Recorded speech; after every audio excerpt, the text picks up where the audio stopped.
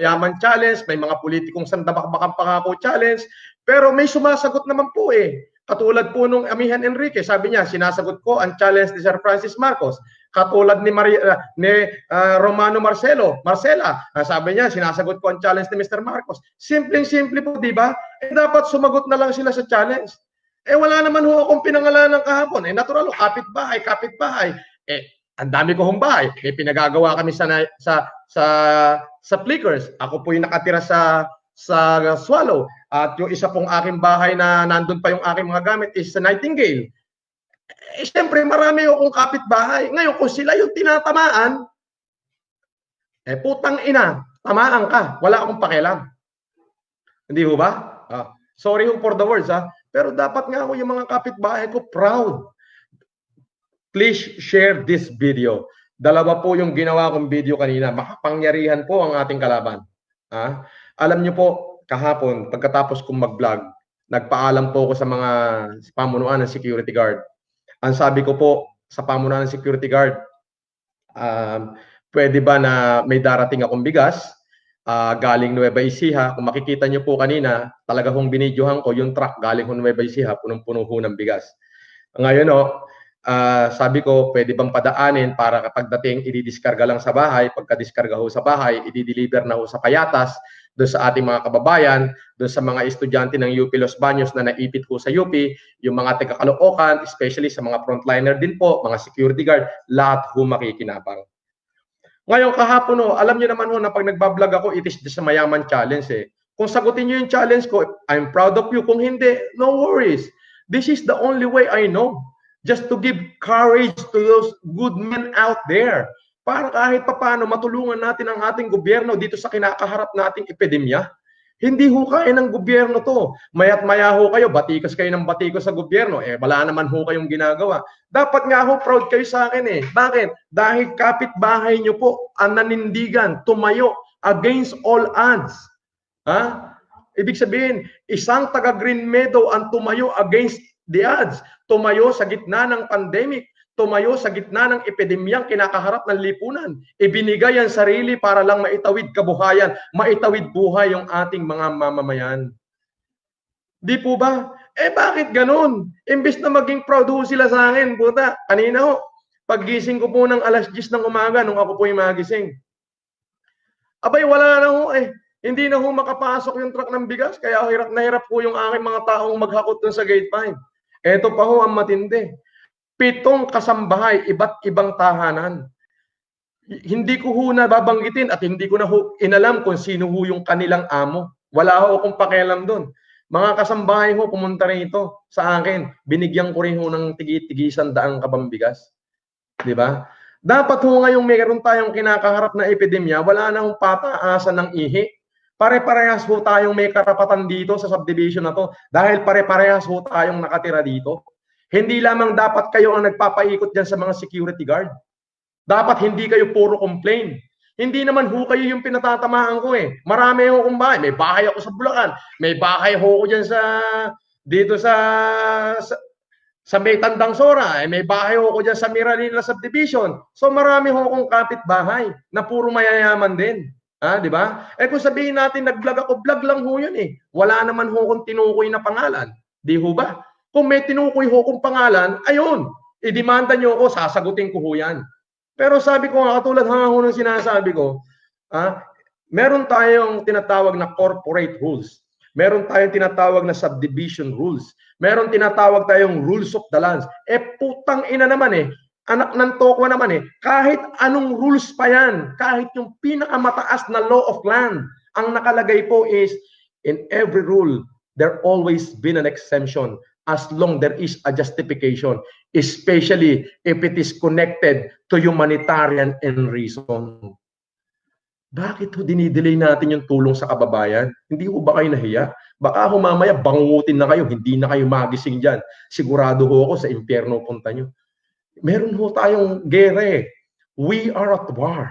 The country are facing war.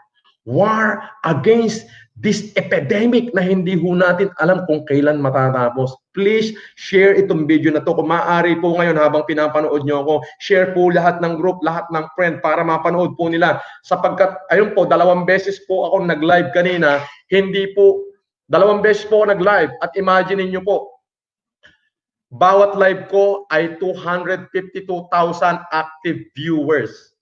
Opo. Pero ngayon po, tignan niyo po yung aking Facebook, namatay. Wala ho akong makita doon sa live ko. Ganon ho sila kagaling. Facebook, bakit ka namang ganyan? Bakit mo pinipigilang malaman ng taong bayan yung kanilang hinanaing? Ako po tumutulong ako. Pini-extort ko kung ano yung natitira sa akin. Wala akong problema. Hindi ko ho sinasarili. Alam niyo ho kung bakit? Dahil alam ko meron ho tayong pinagdadaan ng epidemya. Yun ho mga bigas galing pa hong Nueva Ecija. Nakalusot ko lahat sa checkpoint. Bakit? Bigas po eh. Para sa taong bayan. Ngayon, kung hindi kayo yung kapitbahay ko, kung hindi naman kayo yung talagang pinatatamaan ko, wag po kayong tamaan. Hindi, proud pa ho ko sa inyo kung tumutulong kayo. Ngayon, kung ikaw tinatamaan ka dun sa sinabi ko o hindot ka, ikaw na nga yung sinasabihan ko. Alam niyo po yun? Yun po yung hinanakit ng dibdib ko. Ngayon po, kung makikita niyo, wala na naman yung Facebook live ko. Nawala na naman ho. Please watch and subscribe my YouTube channel po. Alam niyo po, hindi ko po alam kung anong kahihinatnan na naman nito. Baka pati po si YouTube, mawala rin. Pero ang sabi po ng aking mga kaibigan, pagka kay YouTube daw po, hindi raw po nawawala. Please share to all your friends and subscribe na rin po. Ayun po yung sinasabi ko. Andito po, napakarami po natin bigas. Napakarami po. Ayan po. Dapat po ngayon, pinick up na po ng mga taga-Payatas yan. Dapat po ngayon na i-deliver na po yan sa UP Los Baños. Pero bakit hanggang ngayon? Wala po. Alam niyo po kung bakit? Alam niyo po kung bakit wala hanggang ngayon? It is because na-delay. Paggising ko po, ganito po yung pangyari. Dinag-vlog po ako kahapon. Hoy, gising, kapitbahay, kung politikong maraming pangako challenge. Yung mga politiko sa damakmakang pinangako, wala naman tinutupad. Yun ho yung nangyari. Yung politiko, ang dami ng pangako. Ang pinatatamaan ko is puro kapitbahay lang. Kapitbahay. Hi, Bernadette. Andito po yung aking manager ng bangko, si Bernadette. Manager ng Union Bank. Okay? So, ito po, gusto ko pong pasalamatan yung may-ari ng World Balance, yung aking kaibigan, si Bernard Chong. Tumulong po yan. Okay po? Gusto ko rin pasalamatan yung aking kaibigan na si Neil Arce. Tumulong po yan. Alam niyo po, ito po kasi challenge lang eh. Bakit kayo napipikon? Ibig sabihin, supot kayo. Ngayon, kung wala na kayong maidadagdag na mabuti, bakit niyo pa pinipigilan yung para sa tao? Hindi ba kayo nahiya sa mga balat niyo? Aba, konting hiya naman po. Konting hiya naman. Dapat matuto po kayong mahiya. Unang-una, meron po tayong kinakaharap na epidemic eh. Meron po tayong kinakaharap na epidemya. Bakit niyo ho pinipigilan? Di ho ba? Unang live ko, nakita ng buong mundo. Bernadette, first live ko, 190,000 yung active na nag-view. Active ka? Alban, laki, no? Biglang nawala. Nag-live ulit ako. 252,000 na yung active viewers. Naka-hold na naman. So ngayon, ito po advice nila, sa YouTube ka na lang mag-live para hindi na mawala. Mga kababayan, yung pong inyong share, please share this live. Please pakikalat po. Para makita pa rin ng taong bayan kung ano yung talagang nangyayari.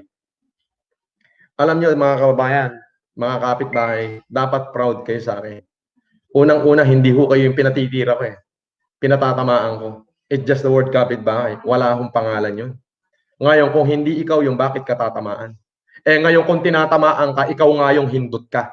Ang kapal ng apog mo, ang kapal ng mukha mo, na mag-complain sa akin, hindi ko alam, baka yung 7 katulong na pumunta rito na binigyan ko ng tig-1 kabambigas, katulong mo pa. Mahiya ka. Hindi lang ikaw ang may karapatan dito. Dapat maging proud kayo sa akin. Bakit? A resident from Green Meadow, a simple man. Hindi nyo ba alam kung ilang milyong Pilipino nanonood sa akin ngayon? They hate you. Hate nila kayo ngayon. Bakit ganon? Pag mayaman, walang problema. Pag sa mahirap, may problema. Anong klaseng tao kayo? Baka mamaya, gunawin kayo ni Lord. Baka mamaya, sa pagtulog nyo, pakungutin na kayo. Atakihin kayo dyan. Sigurado sa impyerno punta nyo. Di ba?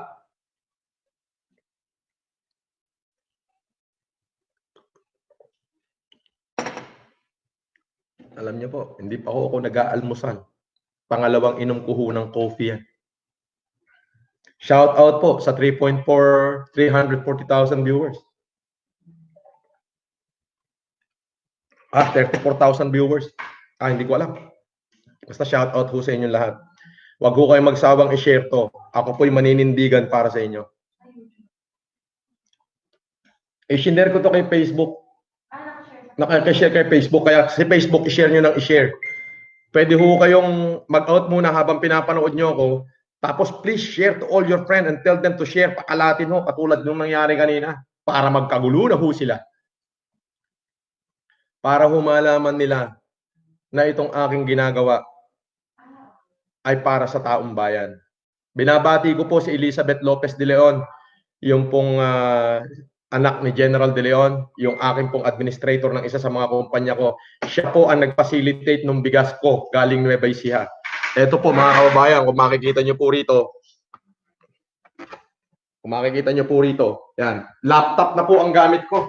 Kasi po, naghang na po yung aking naghang na po. Ayan, nawala naman po. Kaya, ito po yung ko kung makikita nyo. Po yung nakabigas. Oh, nawala na naman. Ayan po yung kung makikita nyo po, may hinahakot pa ho. Tuloy-tuloy. Bakit ho na-delay? Bakit ho na-delay? Na-delay ho. Bakit ho na-delay? Dahil ho sa kanila. Ayan po. Medyo na-delay ho yung pagbibigay. Nawala ho yung signal kasi nandito ho sa loob yung internet. Pasensya na po kayo. Please share this video. Please. I-share nyo po. Pero isa mo yung masasabi ko. Ulitin ko po. I'm not against to the people, to those good men out there. I'm just trying to awaken the hero inherent to every man and woman. We are battling the most hardest battle in the history of mankind. And only for the evil to succeed or for the evil to go triumph is for those good men to do nothing. Kaya ako po yung ginagawa is to give courage to those good men to come out. Come out and to help. Huwag po nating iasa lahat sa government. Labas po kayo. Tumulong po kayo. Kailangan po kayo ng ating mga mamamayan. Huwag nyo na ho kong kontrahin. Huwag na ho sanang tapakan yung ego nyo. Ego nyo ho yan eh. Dapat ho maging proud kayo sa akin. Why? Because meron ho kayong kapitbahay na against the odds sa gitna ng epidemya lumabas. Tinulungan yung ating mga mamamayan. Uulitin ko ho. Hindi ko ho kayo china-challenge na gayahin nyo ko. Ngayon, ika nga ho, kung hindi na kayo makakatulong, sana wag na kayong magbigay ng problema. Yung sasabihin nyo na nilagay ko sa panganibang ating subdivision, katarantaduhan nyo yan. Wala hong katotohanan yan. Pinupuri po ngayon ang ating subdivision sapagkat dito sa subdivision na to nagmula ang isang tao na tumulong sa milyong-milyong Pilipino sa gitna ng epidemyang pinagdadaanan ng ating lipunan. Marunong ka bang umintindi? Kung naiintindihan mo, mabuhay ka. Ngayon, kung hindi mo naiintindihan, kupal ka. Oo, ikaw. Kupal ka. Nakakapanginig kayo ng laman. Alam mo, sa totoo lang, nakakapanginig ko kayo ng laman. Yun ho yun. Ngayon po, i-share nyo po ito ng i-share. Pakalatin nyo. Pakalatin nyo po ito. Share ng i-share. Puputulin ko daw po ito after 30 minutes. So, meron pa ako natitirang 14 minutes. So, after 30 minutes, so puputulin ko, i-update ko kayo mamaya kung saan na nakarating yung ating mga bigas na pinamimigay. Shout out sa 4,000 subscriber.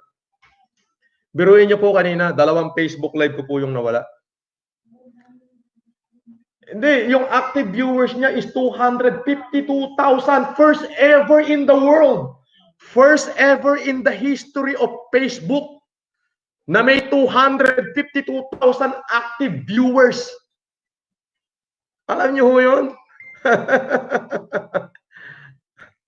252,000 active viewers. So, ibig sabihin, maraming tao nakakita. Kasi kanina, nabibidyohan ko yung truck, nakalagay, galing Nueva Ecija, bla bla bla bla bla bla. Nabibidyohan ko yung bigas, kung paano pinahihirapan yung ating mga kababayan, na mga tauhan na maghakot. Nawala. Pag-post na pag-post ko, 200,000 active viewers. Nag-video uli ako para habulin kasi gusto ko talaga malaman ng taong bayan na ang hirap eh. Di ho ba? Ayun, 300K daw oh. Bakit pinag-iinitan ng FB? Na-overwhelm ba ang FB dahil 300K active viewers? Ayun ang nangyayari. Alam nga, ang hirap di ho ba? Dito sa ating lipunan, naghihilahan ho kasi. Gumawa ka ng mabuti, nasapawan mo sila, hihilahin ka pababa. Eh, ang ganda-ganda naman ho nung ginagawa ko, challenge lang eh. May sumagot nga akong magsasaka sa challenge ko. May sumagot hong magbubuti. May sumagot hong security guard. Ang sabi, tinatanggap ko yung challenge ni Mr. Marcos. Merong LGBT, ya. Olongga po LGBT. Challenge ni Sir Francis Leo Marcos, you're an inspiration. Your challenge is accepted. Yung isa pong artista, si Danny Ramos, sabi niya, tinatanggap ko ang challenge ni Sir Francis Leo Marcos. Di ba ganun kasimple?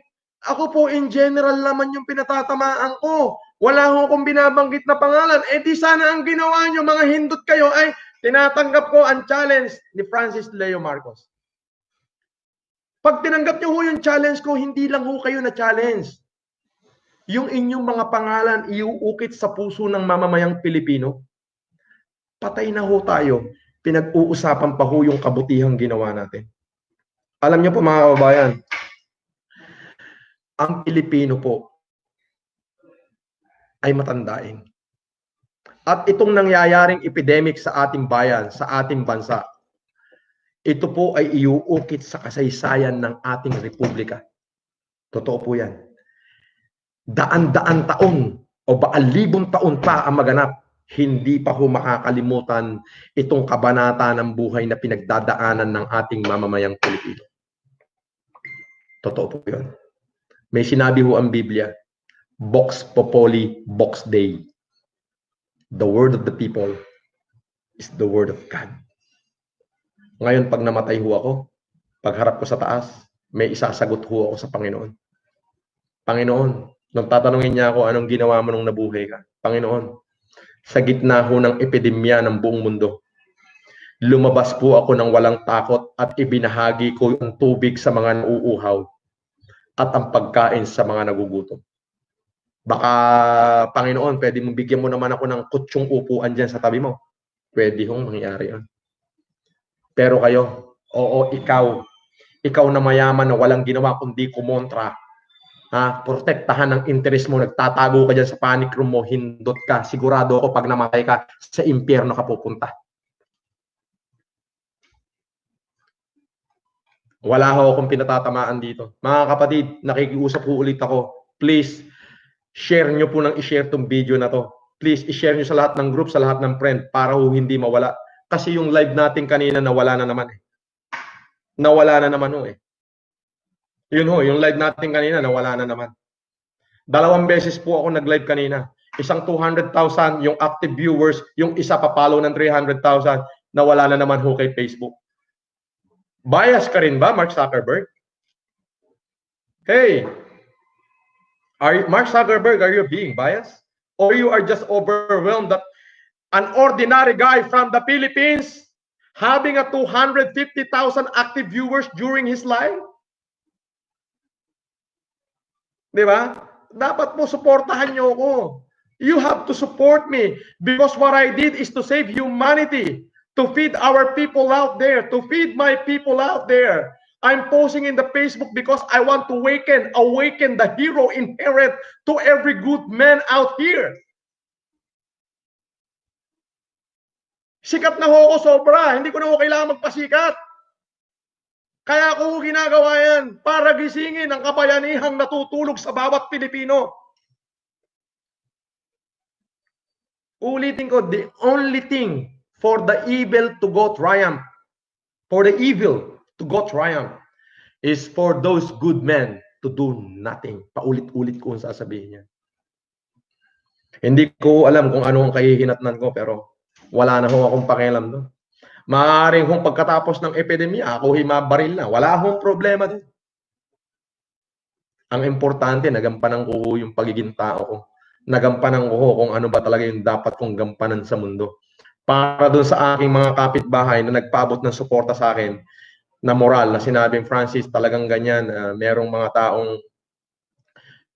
taong makitid lang talaga ang utak.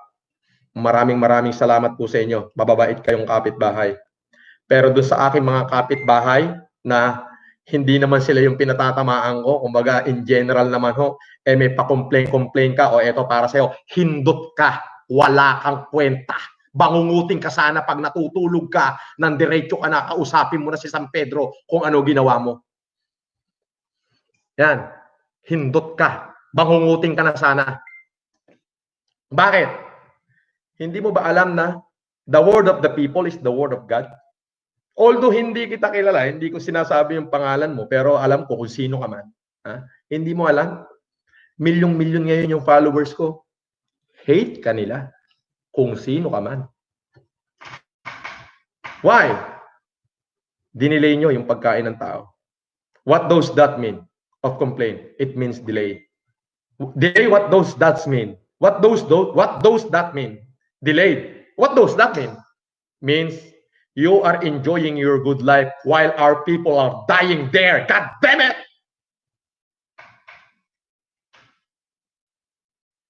Di ba? Complain means delay. Delay. What does that mean? You enjoying a good life while our people are dying there waiting for the help? Ulitin ko po, kung hindi ka na makakatulong, wag ka na maging problema. Grabe naman kayo. Tama ho ba? Hindi ka na makakatulong, wag ka na maging problema. Tama ho. Alam nyo, kahit reviewin nyo ho yung mga video ko, wala akong binigay pangalan doon. Mabuti pa nga ho sila Res Cortez, sinamong ko eh. Oh, it is just a challenge eh. Challenge ko si Res Cortez. Challenge ko si Levi Ignacio. Challenge ko si Robsy. Challenge ko si pangalan nito, si Carlo Aquino. Challenge ko si Rafael Rosel. It is a challenge. Yun pinangalanan ko. Pero instead na magalit sila sa akin, ang sagot nila, gumawa sila ng humanitarian, nag-post sila sa video, sa YouTube, sa Facebook, sabi nila, the challenge of our inspiration is Francis Leo Marcos. Your challenge has been accepted. Kayo, anong ginawa nyo? Tapos sasabihin nyo, marami din kayong tinutulungan. Kupal ka! Kung mabuti ang nilalaman ng puso mo, uunawain mo ko. Ang gagawin mo na lang, Mr. Marcos, your challenge has been accepted. Papalakpakan kita, ipopost pa kita, pupuriin ka ng milyong-milyong Pilipino. Hindi eh. Hindi challenge accepted eh. What you do is up to you. Kung ano yung gagawin ko, it's up to me. Pero sabi ko nga ho, dapat imbis na i-complain nyo ko, wala ako nilalabag na law of land. I'm just being fair. I'm just trying to give courage to those good men out there to do what I did. Ang vlog ko is in general words. Wala ho akong binanggit na pangalan. Challenge accepted dapat kayo. Di po ba? Pero ano ang ginawa nyo? So instead na tulungan nyo ako, ang ginawa nyo, kinumplain nyo pa ako. Diba? Parang nakakahiya naman ho yatang masyado yan. So yun po mga kababayan, i-update ko po kayong lahat sa mga kaganapan. Please pakikalat po ito, pakikalat po itong video na to, itong live na to, ulitin ko po para makarating po sa lahat. Yung po mga bigas, para dyan sa UP Los Baños, yung mga estudyante, magpadala po kayo ng representative dito, may makukuha ko kayong bigas sa akin. Tapos pati po dyan sa ating mga kababayan na taga-Payatas, yung 100 kabanyo, makukuha nyo na ho anytime. Hinihintay ko lang ho yun yung kapitan. Pasensya na ho kayo, medyo na-delay. Hindi ko ho alam kung kailan nila pipick upin dahil nga ho nagkaroon ho ng konting problema. So yun ho. Hindi ko alam kung anong oras. Para ho, yun nga ho, sa taong bayan, maraming salamat ho sa inyong patuloy na pagsuporta sa akin. Huwag ho kayong mag-alala. Wala ho akong pakialam kahit ano na ho mangyari sa akin. Ang importante ho, nandito ako ngayong may epidemya at nakahandang tumulong para sa ating mga kababayan. Tutulong po tayo. So ipakalat nyo itong video na to para malaman nila kung ano yung kanilang pinagsasabi. Para ho din sa lahat ng mga nagko-comment, pagkatapos ho nitong video na to, titignan ko ho lahat ng comment nyo at yung may mga kahilingan ay tutulungan ko. Shout out sa 5,300 viewers. 5,300 viewers ng YouTube. Marami yun, ha? Sobrang dami nun para sa YouTube. Sobrang dami nun para sa YouTube, no? Ayun, 5,000 viewers. Sobrang dami nun para sa YouTube. Kung ano man ho yung kitain ng YouTube na to, kung kikita man ho, hindi ko ho alam, ayun ho ay ibibigay ko pa para sa inyo. Kung nagawa ko hong ibigay ang sarili kong pera para sa inyo, ano pa kaya yung kikitain nito? So yun po, lahat ho ng mga nagko-comment dito, lahat ho ng mga nagko-comment, babasahin ko po lahat ng comment, ay yung mga request nyo po, at pipilitin ko pong tugunan. Once again, sa pamunuan ng Green Meadows, what my vlog is general. Ngayon, kung kayo po ay mabuti, marami pong nagparating sa akin dito na suporta, marami pong nag-miss call, maraming bumati, maraming tumulong, dapat ho proud kayo sa akin. Alam niyo pa kung bakit? Kasi po ang sabi na ng mga taong bayan dito, milyon na ho yung nagko-comment. Hindi ho 100, di 200, di 100,000, millions po. Pati po yung dalawang naunang post ko na na-delete, millions po yun. Ang sinasabi, mabuhay, dapat maging proud kayo sa akin. Why? Because dito sa gitna ng epidemic, may isa kayong kapitbahay na lumabas against the odds just to help our people to ease their miseries and agony. Yun po. Please share this video, share to all your friends, at mabuhay po kayong lahat. Maraming salamat po. I-update ko po kayo mamaya kung ano po lahat ng kaganapan. Uulitin ko, Green Meadow, I have nothing against you because what my vlog is general. Okay? Kung kayo po yung tinamaan, tinamaan ka, wala akong pake. Ngayon, kung hindi po at kayo mabuti, hindi po para sa inyo yun. Yun po in general. Dapat po, proud kayo sa akin kasi po, milyong Pilipino po yung nagko-comment ngayon, mabuhay ang Green Meadow. Ibig sabihin, dapat proud kayo because kapitbahay nyo yung tumayo against the odds just to help our Filipino people in times of isang kapitbahay na nagmula sa Green Meadow ang tumayo para makapagbigay tulong sa mamamayang Pilipino. Paluwagin nyo ho yung kokote nyo. May Diyos po tayong buhay at nakikita ang lahat nating ginagawa. Babalik po ako mamaya, panibagong live. Please share and watch. Maraming salamat po. Mabuhay po kayong lahat.